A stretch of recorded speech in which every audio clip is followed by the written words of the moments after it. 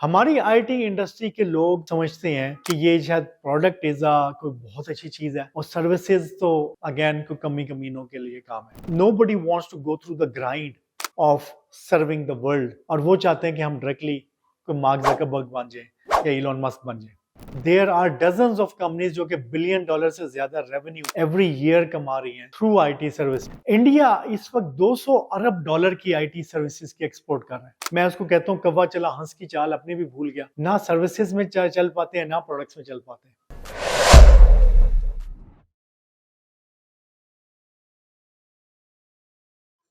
Services sector Pakistan में सबसे तेजी से ग्रो करने वाले सेक्टर्स में है और इस वक्त पाकिस्तान की जीडीपी का 61% सर्विसेज सेक्टर कंट्रीब्यूट कर रहा है। और सर्विसेज सेक्टर के अंदर जब एक्सपोर्ट्स की बात करें तो सबसे बड़ा शेयर आईटी सर्विसेज का है। इस वक्त 3.2 बिलियन डॉलर्स की आईटी सर्विसेज की एक्सपोर्ट्स स्टेट बैंक के थ्रू हो रही है और अगर एक अंदाजे के मुताबिक 5 अरब डॉलर से ज्यादा टोटल एक्सपोर्ट्स आईटी सर्विसेज की है। बेशक ये हमारी जो ग्रोथ है और आईटी सेक्टर है किसी हद तक हम इसको एक सक्सेस स्टोरी कह सकते हैं, मगर इस सारी सक्सेस के बावजूद हमारी आईटी इंडस्ट्री एक इंफीरियोरिटी कॉम्प्लेक्स के शिकार है। इंडिया इस वक्त 200 अरब डॉलर की आईटी सर्विसेज की एक्सपोर्ट कर रहा है और वो अपने इस आईटी सर्विसेज के एक्सपोर्ट्स पे बड़े प्राउड हैं। पाकिस्तान में ज्यादातर एक्सपोर्ट्स पाकिस्तानी की कंपनियां आईटी सर्विसेज से कर रही हैं, मगर जब आप उनसे पूछते हैं कि उनकी क्या मेन सर्विसेज हैं या प्रोडक्ट्स हैं, वो आपको एक लिस्ट ऑफ प्रोडक्ट्स बताएंगे और उसमें ईआरपी भी होंगी, पॉइंट ऑफ सेल भी होगी, there will be a list of products they have made. मगर when you look into it none of the projects are mature, उनकी डिप्लॉयमेंट्स नहीं होंगी। और जब आप पूछेंगे उनका रेवेन्यू स्प्लिट क्या है तो majority of their revenue more than 80% is coming from the services. तो वो कमा रहे सर्विसेज से हैं और लुटा रहे सारे प्रोडक्ट्स में हैं। और अगर आप देखें तो उनकी प्रोडक्ट्स में कोई भी प्रोडक्ट्स मैच्योर नहीं। अनफॉर्चुनेटली एक नैरेटिव क्रिएट किया गया है हमारे लीडर्स की तरफ से कि ये जो आईटी सर्विसेज है ये तो छोटा काम है, ये तो कमी कमीनों का काम है, इसमें तो कोई वैल्यू नहीं है। हमने तो बड़े काम करने हैं, हमने हमने गूगल बनानी है, हमने माइक्रोसॉफ्ट बनानी है, हमने प्रोडक्ट्स बनानी है, तो सर्विसेज तो हमारे शायान शान नहीं है। We can not work on services.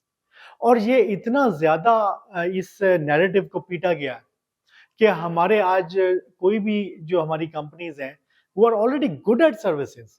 ये 3-5 अरब डॉलर की जो एक्सपोर्ट्स हो रही है that shows that we have what it takes to compete in the global market in services. मगर क्योंकि ये सारे लोग डिसइल्यूजन्ड है और हर कोई चाहता है कि हम लोग प्रोडक्ट डेवलपमेंट करें और services not a good thing to do, और इस तरह की क्लैरिटी ऑफ माइंड उनके पास नहीं है। जिस जगह चमक देखते हैं उस तरफ जाते हैं। दैट इज वाई मैं उसको कहता हूँ कौवा चला हंस की चाल अपने भी भूल गया। ना सर्विसेज में चल पाते हैं ना प्रोडक्ट्स में चल पाते हैं। It's a very different kind of a combination. अगर आपने एक अच्छी बड़ी सर्विसेज कंपनी बनना है उसके चैलेंजेस बिल्कुल डिफरेंट है। उसके अंदर company culture, how do you scale the HR, that's the problem. Product बनानी है तो उसमें इंजीनियरिंग और जो कमर्शलाइजेशन है उसके डिफरेंट एस्पेक्ट हैं। सो हमारी companies they end up becoming good at nothing, jack of all trades बन रहे हैं। On the other hand, if you look at India, right now India 200 Arab dollar IT services से कमा रहा है। Just their one company, Tata Consulting Services, is making more than $26 billion out of IT services. And majority of that is coming from a very low end kind of a staff augmentation services. दुनिया को वो हजारों लाखों लोग provide कर रहे हैं as an HR, और इस तरीके से वो दे आर गेटिंग मैच्योर। और ये एक कंपनी नहीं है, there are dozens of companies जो कि बिलियन डॉलर से ज्यादा रेवेन्यू एवरी ईयर कमा रही हैं थ्रू आईटी सर्विसेज। और अगर आपने इसके स्केल देखना है, आईटी वहां पे इंडिया में आज भी आईटी स्टार्टअप्स ने 7-8 अरब डॉलर के करीब फंड रेजिंग की होगी, but they are earning $200 billion every year annually from IT services.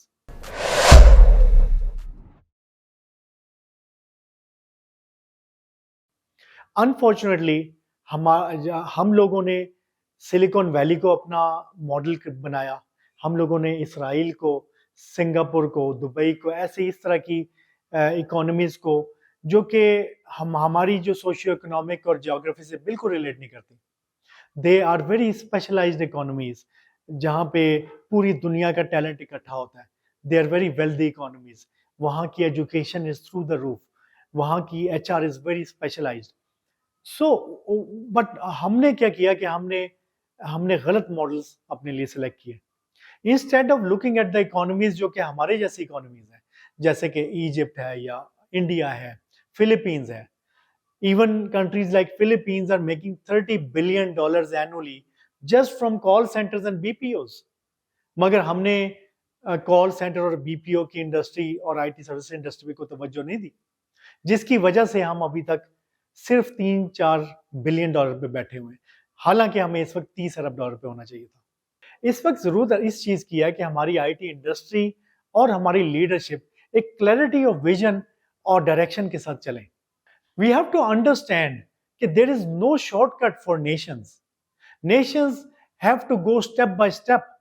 हमारी populations इस वक्त ready नहीं है कि वो basic professional services भी deliver कर सकें दुनिया को। You go on to hire people.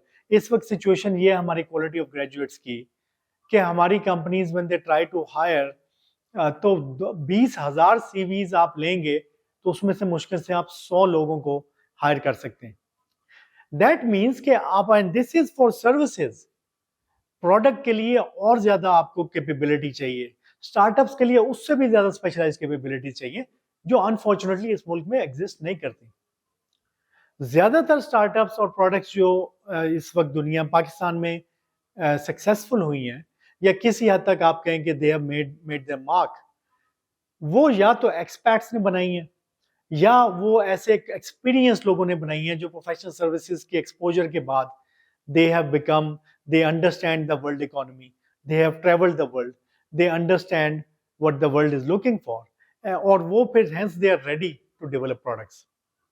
So nations की transition goes from services to intellectual property development to products to innovation and startups.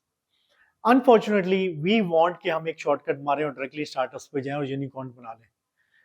2013 में भी I was telling our leaders, जो कि उस वक्त ये सोचते थे कि पाकिस्तान में हम लोग एक भी यूनिकॉर्न निकाल लेंगे तो हमारा गोल पूरा हो जाएगा, which is a nonsense. And at that time 10 साल पहले आई बिलीव्ड कि Pakistan was not ready to have a unicorn, और आज 10 साल के बाद 1 बिलियन तो क्या $100 मिलियन की भी हमें वैल्यू क्रिएशन नजर नहीं आती। ऑन द अदर हैंड मैं बिलीव करता हूं अगर हम इसी तरह शॉर्टकट के चक्कर में रहे तो अगले 10 सालों में भी कोई यूनिकॉर्न हम प्रोड्यूस नहीं कर सकेंगे।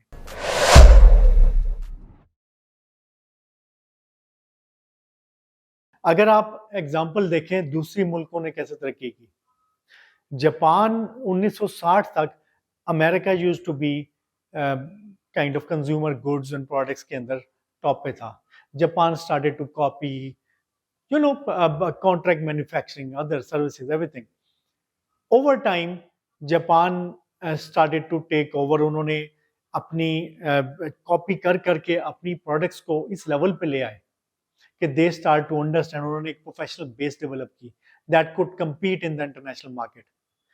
Then they moved to coming up with their own brands, and hence eventually they replaced American products with their innovation.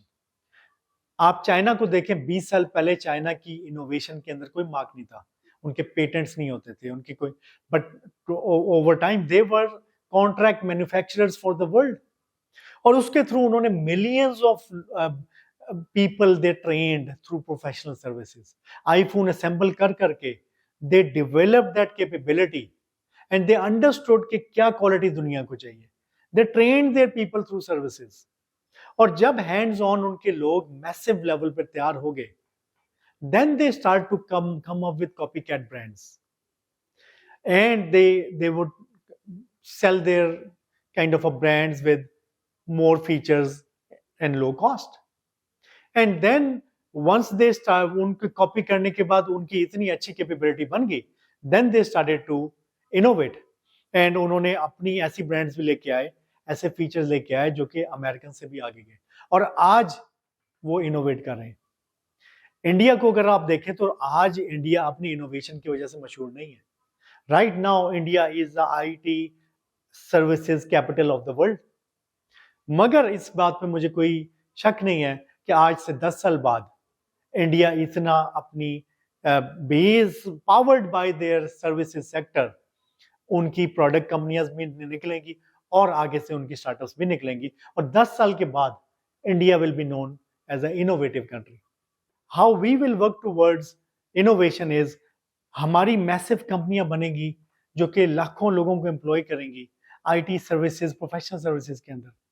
वो दुनिया के लिए एआई का काम करेंगे, वो दुनिया के लिए आईओटी का काम करेंगे। Innovation is also happening in the services. So by working in all of these innovative work for others in the user experience, in the product design and development, we will develop a professional base, लाखों लोगों की base बन जाएगी। then there will be people who will come out of these professional base जो अपनी intellectual property develop करेंगे। out of those will be people जिनका international exposure होगा, जिनके international connections होंगे, who will have international access, और वो लोग products बनाएंगे जो कि वेस्टर्न मार्केट में सेल हो सकती है। They will understand how the international economy works, they will be able to compete with the international people because they will have access to trained people जो कि यहाँ की सर्विसेज सेक्टर ने train किए होंगे। So through that we will have companies जो अपनी products develop करेंगी and then of course from those there will be some very extraordinary people जो उनमें से निकलेंगे and they will have access to all this extraordinary talent of millions जिनको वो employ कर सकते हैं and they will have access to all this wealth जो generate होगी through this, जिसको वो invest कर सकते हैं into startups and they will create startup success stories. But this is a pyramid और जब तक इस pyramid की base develop नहीं होगी nothing will move forward.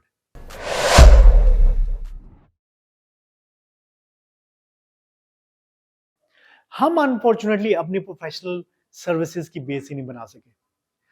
Our people have no exposure to the world, they don't know what the quality is. उनको मगर हमने उन सब के माइंड में क्योंकि स्टार्टअप्स का और प्रोडक्ट डेवलपमेंट का ऐसा कीड़ा डाला है कि हर बंदा, nobody wants to go through the grind of serving the world, और वो चाहते हैं कि हम डायरेक्टली कोई मार्क ज़करबर्ग बन जाए या इलॉन मस्क बन जाए। और होता क्या है कि वो बेचारे अपना सारे करियर तबाह करते हैं, 6 साल 8 साल 10 साल ट्राई करते रहते हैं। और इस तरह की हमारी इस वक्त बेसिक जो बिजनेस एनवायरनमेंट टॉक्सिक बनी हुई है। देयर इज नॉट, सर्विसेज कंपनियों का भी सर्वाइव करना आसान नहीं है। ऐसी माहौल में कोई स्टार्टअप सर्वाइव नहीं कर सकती और प्रोडक्ट डेवलपमेंट ऐसी एनवायरनमेंट में बनाना जहाँ पे आपके पास अच्छे प्रोडक्ट डिजाइनर्स नहीं है, आपके पास अच्छे एक्सपीरियंस यूजर एक्सपीरियंस के लोग नहीं हैं, सो ऐसे माहौल में इन हालात के अंदर अच्छी प्रोडक्ट्स नहीं बन सकती। So we have to realise कि देयर इज अ जर्नी। हमें मैसिव लेवल पे अपने आईटी सर्विसेज इकोसिस्टम को स्ट्रॉन्ग करना है। There is no work that is small, कोई काम छोटा नहीं है। कॉल सेंटर्स हैं, हमें 10-20 अरब डॉलर कॉल सेंटर से बनाने हैं और हम बना सकते हैं।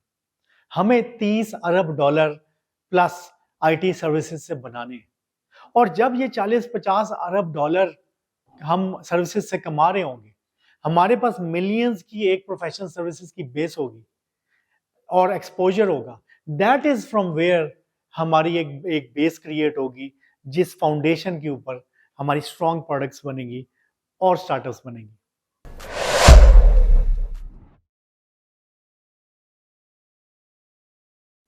There is another misconception which is very important to clear.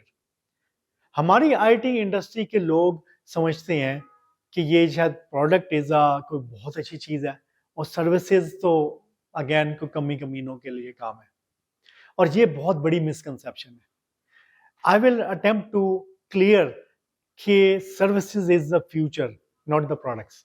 देखिए 1970s तक अमेरिका प्रोडक्ट्स डेवलप करता था, गुड्स कंज्यूमर गुड्स डेवलप करता था, microwave oven, TV, all of that, ये सारी कंज्यूमर गुड्स जनरल इलेक्ट्रिक बनाती थी. But then Japan came in, they gave competition enough. You see, the problem with products is that product is very easy to copy. iPhone को copy होने में 1 साल लगा. Within 1 year Android ecosystem आ चुका था. हालांकि आईफोन में जितनी इनोवेशन है, जितने पेटेंट्स है, जितनी प्रोटेक्शन है, जितने फीचर्स थे, जितनी रिसर्च थी, it only took 1 year. There is no product you will make जो कि अगले दिन कॉपी नहीं हो जाएगी. And oftentimes, जो भी प्रोडक्ट आप बनाते हैं, it's not the first one that succeeds or second one. It could be third or fourth. So Japanese start to copy the products of Americans. और उसमें एक ज्यादा फीचर दे देते थे, कॉस्ट उससे आधी कर देते थे. एंड अमेरिकन्स फाउंड कि ये अब कमोडिटाइज होती जा रही है. हम जो भी प्रोडक्ट बनाते हैं उसमें हमारे मार्जिन कम हो रहे हैं, कॉम्पिटिशन ज्यादा हो रहा है. Eventually general electric decided that we will not compete in products. Instead, our future will depend on the services. That's when General Electric closed down or sold majority of their consumer goods and products factories. जिसके ऊपर उनके CEO का नाम neutron Jack पड़ गया, क्योंकि neutron बम जिस तरह से इंसानों को खत्म कर देता है, लाखों की तादाद में उन्होंने लोगों को फायर किया जस्ट बिकॉज दे थॉट कि ये प्रोडक्ट्स बनाने के अंदर हमारा पैसा नहीं है, और हम instead they wanted to move toward services. And that's when General Electric found the biggest source of their income in services. And 70s onwards General Electric came in the financial services. और आज America, न्यूयॉर्क York UK financial services का hub है. आप UK में जाएं तो they are not known for their products, they are known for their financial services. और फाइनेंशियल सर्विसेज से वो इतना कमा रहे हैं कि कोई दुनिया की कंपनी किसी प्रोडक्ट से नहीं कमा सकती. सिमिलरली IBM अंडरस्टूड कि ये जो हम लैपटॉप बना रहे हैं इसमें ये कमोडिटाइज हो रहे हैं, कंपटीशन ज्यादा हो रहा है. चाइनीज कॉपी करके ज्यादा बेहतर फीचर ले आते हैं, आधी कीमत में दे देते हैं. हम जो भी कर लें हम कंपीट नहीं कर सकते. So they decided to sell their hardware division, laptop and all, to Lenovo in China. And instead, they started to focus towards services. And same happened with HP and others. And later on, you saw that office products, security suites, they saw कि ये भी अब dime a dozen हो गई हैं. ये जो intellectual property आप बनाते हैं, this is very easy to copy. There are like hundreds and thousands of others making that. उसमें इतना पैसा नहीं. So they sold their office suites products to Indian companies. कि हमने जितना कमाना था प्रोडक्ट से कमा लिया, अब ये commoditized है, इसमें छोटे छोटे पैसे हैं, ये इंडिया कमाए. And they moved into services. Similarly, जैसे माइक्रोसॉफ्ट पहले अपने सोर्स कोड के बारे में बड़ा पोजेसिव होता था, विंडोज की प्रोडक्ट है, अब विंडोज की प्रोडक्ट वो फ्री देते हैं, फोन्स में ऑफिस की प्रोडक्ट फ्री देते हैं. इवन अब वो सोर्स कोड देने पे अलाउ करते हैं कि हम प्रोजेक्ट करेंगे किसी हॉस्पिटल का, किसी चीज का, सोर्स कोड आप रख लें, डेटा हमें दे दें. सो ये क्या चेंज आ रही है दुनिया के अंदर? चेंज ये है कि through digital transformation, 4IR technologies and cloud, now products are becoming commoditized. There is no value developing your own source code जबकि वो पेनीज की कीमत में रेडियो पे बिक रहा है. For example, you develop a face recognition algorithm और आपने उसके लिए 5 PhD रिसर्चर्स रख लिए और एक 20 बंदों की टीम रख ली और मिलियंस ऑफ डॉलर्स लगा दिए. There is no way you can compete with the face recognition algorithm of Amazon or Apple and others, because they have access to so much data. They have access to so many researchers, PhDs. They have armies of them. And they are giving you access to that for 0.001 cent for an API call. Why do I need to spend millions of dollars to develop my own face recognition जब सब कुछ cloud के ऊपर पड़ा है? So now ये जो model था जहां पे मेरी इंटेलेक्चुअल प्रॉपर्टी होगी तो मुझे एक एडवांटेज होगा ओवर द अदर्स, अब ये टेक्नोलॉजीज हर एक के पास एक्सेसिबल है, हर छोटी छोटी कंपनी बैठी वो दुनिया की बेस्ट टेक्नोलॉजी को क्लाउड के थ्रू एक्सेस कर सकती है, and that's why products are getting कमोडिटाइज्ड.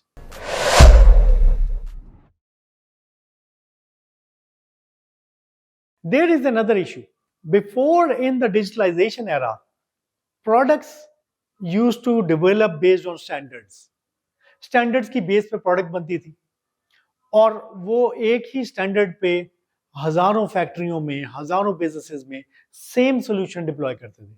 Let's say oracle ERP है या सैप है या अदर्स हैं. They have the same solution. It's a solution first approach. But now with the 4IR technologies and digital transformation, we have a problem first approach where you say हमें standardization नहीं चाहिए, हमें innovation चाहिए. We have a unique positioning. We don't want to be like the 1,000 other companies. So we don't want to have the same solution as everyone else. We want to have a unique innovative solution. And to develop that unique innovative solution, cloud is there. There is all sorts of access to technologies. All I need to do is take a design thinking approach, take the problem, and work towards the solution from there. Or maybe मेरा solution बाकियों से बड़ा different होगा. It will use AI, it will use IoT, it will use all sorts of technologies. So all of this is a IT services based model where a design agency, a US experts, software developers, AI experts, data experts, they will sit down and work for a company to solve a specific customer journey for them. So ये जो model है, this model is now very different. So हमारी कंपनियां जो इस वक्त product की approach को फॉलो कर रही हैं वो 20 साल पुरानी वो एक स्ट्रेटेजी थी जो 20-30 साल पहले अमेरिकन फॉलो कर रहे थे. And as with everything else, हम जो वो काम 30 साल पहले कर चुके होते हैं और सारा उसका जूस में छोड़ चुके होते हैं, हम उसके फ्यू कतरों के पीछे उसके ऊपर जा रहे होते हैं. And we are just so much focused on that. We think all the innovation is only in products और सर्विसेज में कोई इनोवेशन नहीं है.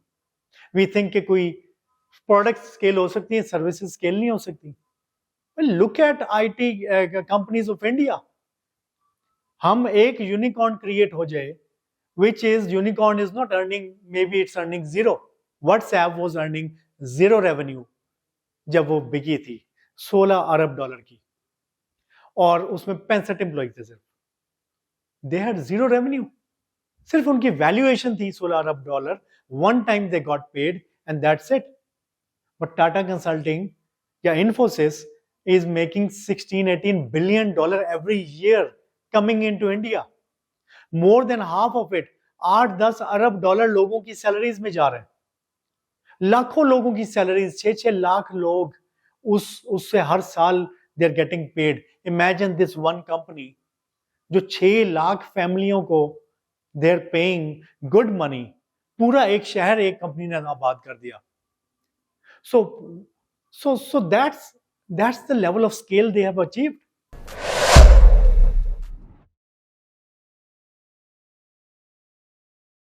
So unfortunately, just because the literature we read is all from the West, our leaders are just like too much blindly following Silicon Valley in the West, and we don't look at our neighbors.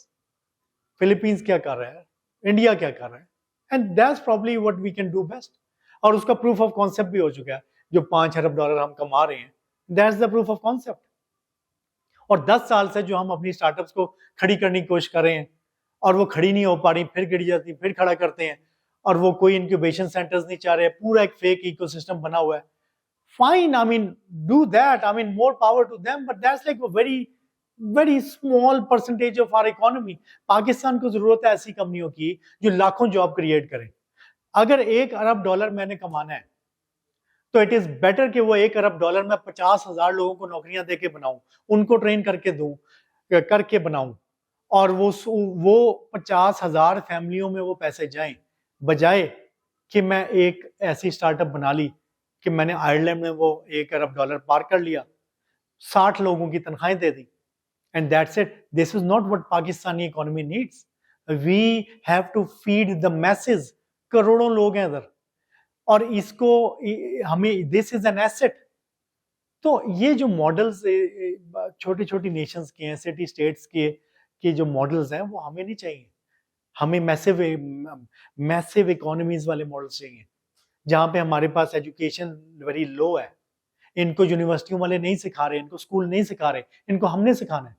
Hands on काम कैसा सिखाना है. So that's what we will do through services sector. So what we are doing is the noble cause. That's what our people need to understand. मैं जब कहीं पे job कर रहा हूँ और सीख रहा हूँ, that will enable me कि मैं 10 साल बाद इनोवेट कर सकूं. मगर अगर मैं आज वो काम करने को तैयार नहीं हुआ, अब मैंने कोई काम मार्क जकरबर्ग से छोटा करना नहीं है, तो प्रोबेबली हम फिर फेलियर स्टोरीज ही क्रिएट करेंगे, और हमारे ब्यूरोक्रेट्स बस यही पूछते रहेंगे, हम क्यों सक्सेसफुल नहीं हो रहे, हम क्यों इतने पीछे रह गए, क्यों इंडिया इतना आगे चला गया.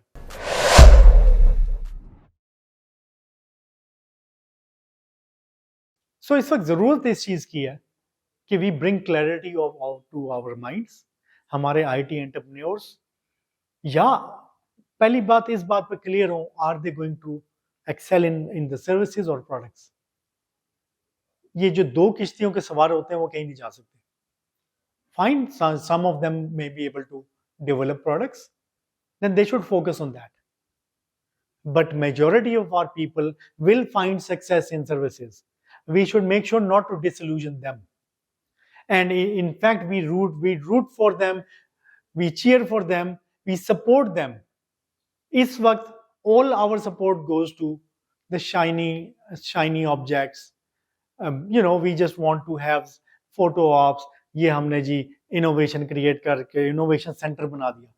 हमारे इनोवेशन सेंटर्स जितने हैं, हमारे इंक्यूबेशन सेंटर्स हैं, इनोवेशन सेंटर्स हैं, they deserted, there is nothing coming out of them. हमारे जितने R&D के जितने अरबों खरबों हमारे लग गए, कुछ नहीं निकला आज तक उससे. So why don't we get that reality check. कहते हैं कि definition of insanity is to keep trying to do the same thing and expecting a different result. तो we are insane कि हमें 20 साल जो करते आ रहे हैं और कोई रिजल्ट नहीं आ रहा, और हम फिर भी करते जा रहे हैं, और ये नहीं समझ रहे कि हमारी स्ट्रेंथ सर्विसेज में है. So I believe as a nation we should focus on IT services. We should focus on taking our IT industry exports from $3 billion to $30 billion in next 5 years, which is possible, but with a lot of focus, not just the focus of our entrepreneurs, but also the focus of our government, our bureaucrats, our technocrats, and everyone around. And we have to make sure that they succeed like the people in Philippines and India have success. 70s में वो भुट्टो ने जहाज भर भर के जो हमारे पाकिस्तानी भेजे गल्फ में, सऊदीया में, दुबई में, आज हमारी एक्सपोर्ट से ज्यादा रेवेन्यू वो HR का आ रहा है. So there is enough evidence. चाहे आप IT सर्विसेज के एक्सपोर्ट को देख लें, चाहे HR के एक्सपोर्ट को देख लें. This is our human capital, is our strength, and we have to use it. और इन लोगों को अगर हम इस पे फोकस करें, हमारा IT services sector can add a lot of value. There are many examples जहां पे हमारी कंपनीज जैसा कि टेरा डेटा है, IBM है, उन्होंने प्रोफेशनल सर्विसेज में दुनिया का best professional services talent create किया. So I believe it's time we realise the power of our people, the power of our youth, and we start to invest in them. और उन्हें disillusion ना करें एक सबज बाग दिखा के. उनको हम रियलिस्टिकली उस अपॉर्चुनिटी की तरफ लेके जाएं जो हमारा इंतजार कर रही है इस वक्त. और I believe bye focusing on IT services exports and our human capital, we can make Pakistan a powerhouse in the knowledge economy.